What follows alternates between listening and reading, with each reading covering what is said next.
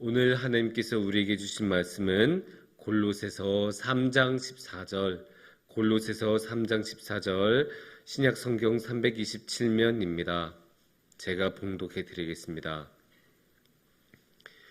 이 모든 것 위에 사랑을 더하라. 이는 온전하게 매는 띠니라. 아멘. 사랑은 무엇일까요? 어제 우리가 이제 수요 예배 때 우리가 사랑에 관해서 이야기를 했습니다. 사랑이 신앙의 기본 자세라고, 그래서 이제 우리가 무엇을 하든 사랑을 먼저 생각하면서 행동해야 된다고 했습니다. 그러다 보면 우리가 당연히 이런 질문을 던질 수 있습니다. 그러면 과연 사랑은 무엇일까? 우리가 당연히 사랑을 따라서 행동하고 사랑을 실천하면서 살아가려고 하다 보면 당연히 사랑이 무엇인지 알아야 하고 그 사랑에 대해서 고민을 할 수밖에 없습니다. 그런데 이 사랑에 대해서는 여러 가지로 이야기할 수 있습니다. 왜냐하면 사랑에는 너무나 많은 얼굴이 있기 때문입니다.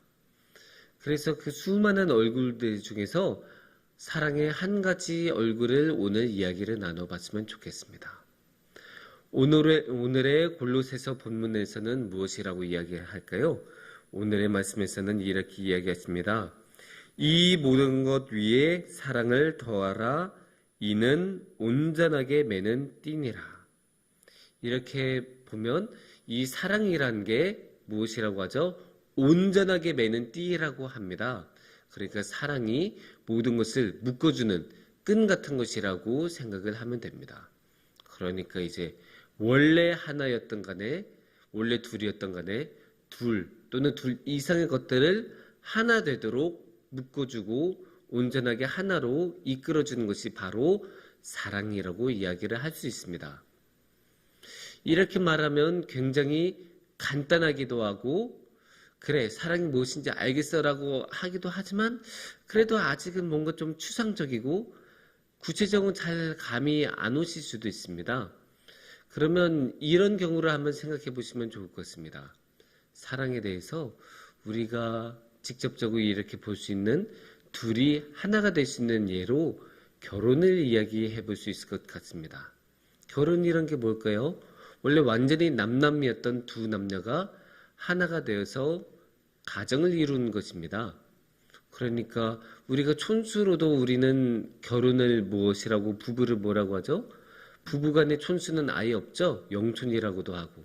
그러니까 원래는 쉽게 말해서 생판남, 완전히 모르는 두 남녀, 친척도 아니고 서로 아는 사이도 아니고 아무런 관계가 없던 두 남녀가 모여서 하나가 되고 결혼을 하는 것을 우리가 결혼이라고 하고, 그렇게 보면 둘이 그때부터는 하나가 되죠.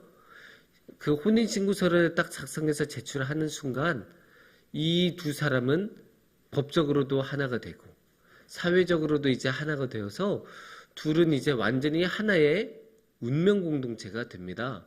그래서 재산도 하나가 되고 주소도 이제 세대주를 따라서 항상 하나가 되고 모든 것을 하나로 하게 됩니다.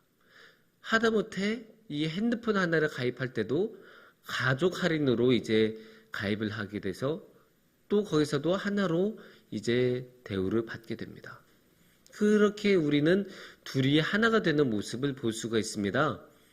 그렇게 보면 결혼을 통해서 우리가 이렇게 둘이 하나가 되는 모습을 이해를 좀 할 수가 있습니다. 원래는 완전히 관계가 없던 두 사람이 다 결혼하면서 하나가 되어서 모든 것을 함께 나누고 모든 것을 하나로 행동하게 되는 것, 하나의 운명 공동체가 되는 것. 여기서 우리는 사랑의 중요한 모습을 볼 수 있습니다. 이렇게 결혼이 사랑의 중요한 모습을 나타내 주다 보니까 성경에서는 이 결혼을 통해서 사랑을 이야기하는 경우가 굉장히 많습니다. 특히 하나님과 우리의 관계를 결혼으로 나타낸 경우가 굉장히 많습니다. 아가서 같은 경우가 이렇게 두 남녀의 사랑으로 하나님과 우리의 관계를 비유적으로 나타내기도 하고, 또 이제 이스라엘 백성이 신부고 하나님께서 신랑으로 표현하는 경우가 굉장히 많습니다.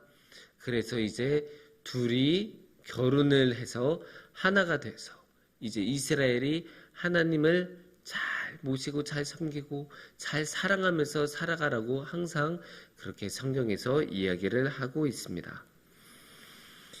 예, 그래서 우리가 사랑을 통해서 이 결혼을 통해서 하나님과 우리가 하나가 되고 그렇게 온전하게 하나가 된 것이라고 말을 할 수가 있습니다. 그러면 우리가 온전하게 매는 그 사랑의 띠로서 주님과 하나가 되면 어떻게 될까요? 그러면 우리는 정말로 주님과 딱 하나가 됩니다. 그러다 보면 우리가 주님 안에 있고 주님이 우리 안에 있는 큰 은혜를 누리게 됩니다. 그렇게 우리가 주님과 완전히 하나가 되어서 살아가면 또 어떻게 될까요? 그러면 우리가 항상 어디 가든 주님을 먼저 생각합니다. 주님을 먼저 생각하고 주님이 우리 안에 주님이 있으니까 우리가 따로 무슨 생각을 안 해도 자연스럽게 하나님의 뜻을 따르게 됩니다. 자연스럽게 하나님의 뜻에 따라서 행동하게 되고 어딜 가든 주님의 생각을 먼저 하게 되고 주님의 생각이 나의 생각이 되고 나의 생각이 주님의 생각과 다르지 않는 완전히 일치가 되고 하나가 되는 모습을 우리가 볼 수 있을 것입니다. 그렇게 우리가 사랑을 통해서 주님과 하나가 되고 그렇게 주님과 하나가 될 때 우리는 온전하게 주님과 같은 생각을 하며 주님의 뜻에 따라서 살아갈 수 있습니다. 이렇게 사랑이 하나님과 우리의 관계를 나타내기도 하지만 이렇게 사랑은 하나님 외에도 이 일상에도 잘 드러납니다. 그렇다면 하나님 외에 이렇게 하나가 되는 모습을 우리는 어디서 잘 볼 수 있을까요?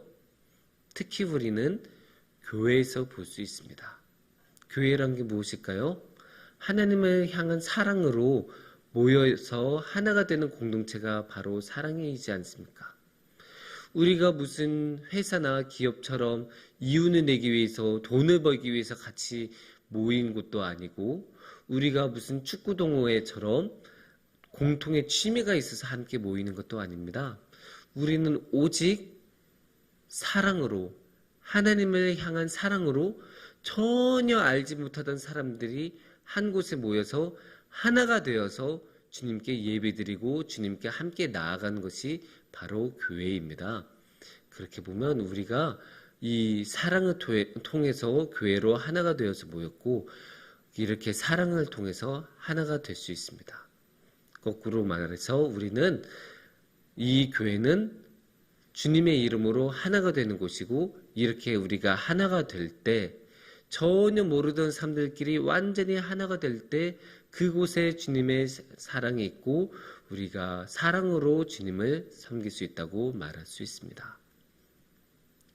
사랑하는 성북중앙교회 가족 여러분, 그래서 우리 안에 사랑이 넘치기를 원합니다. 특히 우리 교회가 주님의 사랑으로 넘치기를 원하고 그렇게 우리가 사랑으로 하나가 될 때 주님께서도 우리 안에 계실 것입니다. 그래서 우리 안에 주님의 사랑이 충만하기를 축원합니다. 기도하겠습니다.